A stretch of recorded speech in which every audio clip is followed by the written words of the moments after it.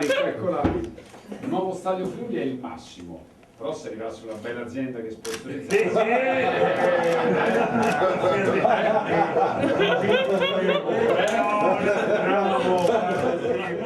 Il presidente federale del CONI, Giovanni Malagò, assieme al suo staff, è calato in pompa magna alle 13:50 precise nel ventre del nuovo stadio Friuli per presentare agli addetti ai lavori e ai mezzi di comunicazione il progetto che legherà l'Udinese Calcio con il resto degli sport in Friuli Venezia Giulia. Lo stesso Malagò ha sottolineato come l'Udinese sia il volano di ripartenza di tutto il settore a cui gli altri affluire.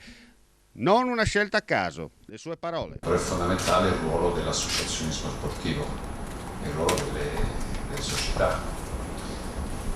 E chi meglio dell'Udinese Calcio, nel Friuli Venezia Giulia, con tutto il rispetto anche di altre eccellenze che so e conosco molto bene in altre discipline, indubbiamente questo è un fiore all'occhiello. E quindi si uniscono praticamente i due fili, che non è necessariamente un filo positivo o negativo, un A e un B, insomma, però si crea la scintilla, si crea sinergia, si crea quello che è logicamente un vantaggio per il territorio.